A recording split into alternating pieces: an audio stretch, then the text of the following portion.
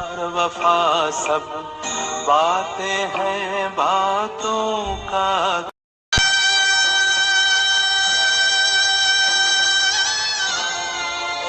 तेरे बनकर तेरा ही दिल तोड़ेंगे।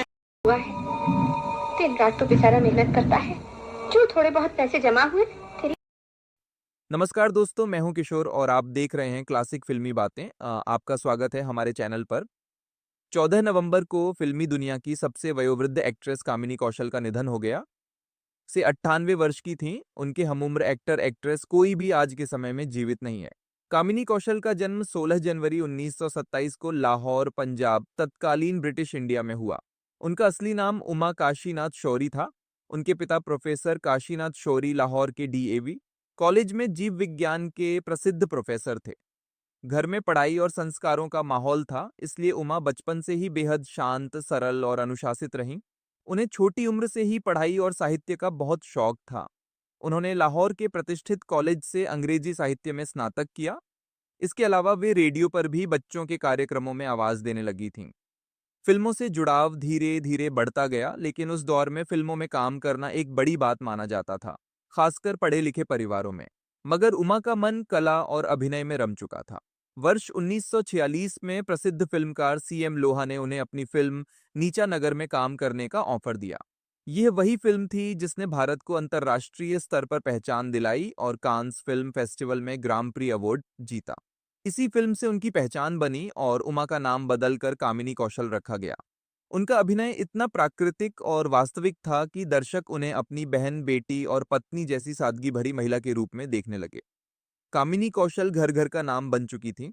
नीचा नगर के बाद वे कई बड़ी फिल्मों में नजर आईं और देखते ही देखते 1940 से 1950 का दशक कामिनी कौशल का युग बन गया। फिल्म उपकार में मनोज कुमार की मां के रोल से इनको बहुत शोहरत मिली। 1954 की फिल्म बिराज बहू ने कामिनी कौशल को हिंदी सिनेमा की महान अभिनेत्रियों में शामिल कर दिया। यह फिल्म शरद चंद्र चट्टोपाध्याय के उपन्यास पर आधारित थी। इस फिल्म में कामिनी कौशल ने एक ऐसी स्त्री का किरदार निभाया जो पति और परिवार के प्रति समर्पित है और कठिन परिस्थितियों में भी अपने चरित्र की गरिमा बनाए रखती है। उनके अभिनय के लिए उन्हें film fair best actress award मिला। यह वह दौर था जब अभिनय सिर्फ संवाद बोलने का नाम नहीं था।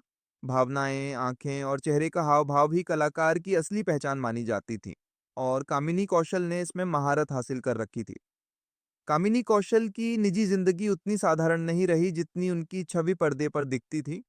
उनकी बड़ी बहन की मौत के बाद परिवार की जिम्मेदारी उन पर आ गई। कामिनी को अपनी बहन के बच्चों की परवरिश करनी थी। इसी कारण उन्होंने अपने बहनोई बीएस सोडी से शादी कर ली ताकि बच्चे बिना मां के न पलें।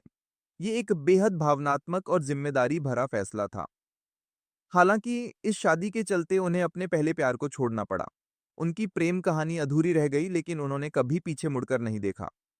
कामिनी कौशल ने इंसानी भावनाओं को हमेशा सम्मान दिया और शायद यही चीज उनके अभिनय में भी झलकती रही। कामिनी कौशल ने शादी के बाद भी फिल्मों में काम जारी रखा। ये वह दौर था जब शादीशुदा अभिनेत्री को फिल्में मिलना बंद हो जाती थीं, लेकिन कामिनी कौशल के व्यक्तित्व और सफलता ने इस रूढ़ि को तोड़ दिया। उनके दो बेटे हुए, विवेक सोढ़ी और इंद्रजीत सोढ़ी, जो बाद में फिल्म प्रोडक्शन और डायरेक्शन में आ गए। अगले वीडियो में आपको इनके परिवार के अन्य लोगों के बारे में बताते हैं। दोस्तों, लाइक, शेयर, सब्सक्राइब जरूर करें। मिलते हैं अगले वीडियो में। तब तक के लिए नमस्कार। उनका महिला किरदार हमेशा सशक्त, संस्कारी और भावनात्मक होता था। उनकी स्क्रीन उपस्थिति दर्शक तुरंत अपना लेते